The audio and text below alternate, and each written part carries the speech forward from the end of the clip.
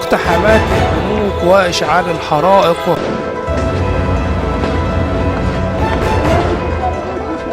نائل الجزائري أشعل فرنسا. قصة نائل الجزائري كامل. تابع الفيديو الأخير، اضغط على زر اللايك، اشترك في القناة، فعل زر الجرس إذا أول مرة عم بتشوفني. راح نسمع القصة بس بعد الانترو. حي بها كل شي حمودي، كل شي موجود، والعمام وكوار واحلى عرسان. نائل يا جماعة الخير هو شاب جزائري الأصل، عمره 17 سنة، كان عم يسوق سيارة ومستأجر السيارة بحسب رواية الشرطة من غير رخصة، والسيارة مسجلة في بولندا. فبحسب رواية الشرطة أن الشرطة شافته عم يقود بقيادة متهورة وعرض حياة أحد المارة للخطر، فقاموا بمطاردته. ولما صف نائل أشهروا السلاح عليه وطلبوا منه عدم إعادة تشغيل السيارة، هيك رواية الشرطة الرسمية بتقول. وكان مع نائل شخصين طبعا، لكن نائل أصر انه الا يشغل السيارة ويكمل فيها. ولما شغل السيارة وبده يكمل فيها اطلق الشرطي الرصاص واخترقت ايده اليسار ودخلت بصدره، وبعدها تم الاعلان عن وفاة نائل. لكن القصة ما انتهت هون، القصة كبرت كثير يا جماعة الخير، وصار في احتجاجات بفرنسا، والجالية الجزائرية كونت جالية كثير كبيرة بفرنسا، سكرت الشوارع وقامت الاحتجاجات وتظاهرت ضد الحكومة وطالبت بحقوقها، وطالبوا بحق نائل خصوصا. والاحتجاجات انتشرت على مستوى البلاد يا جماعة الخير بشكل كتير كبير. ولكن أمه لنائل أكدت إنه الشرطي شاف وجه نائل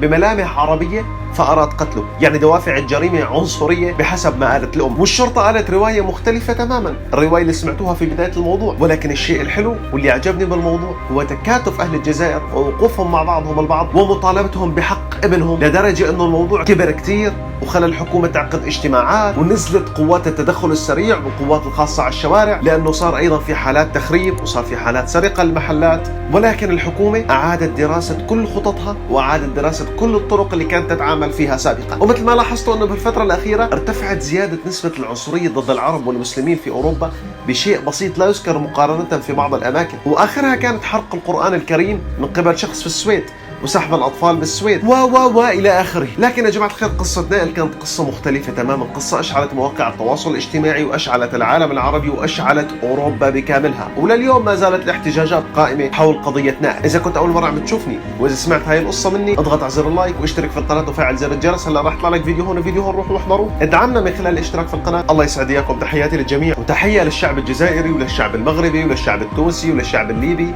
ولكل العرب، والسلام عليكم ورحمة الله.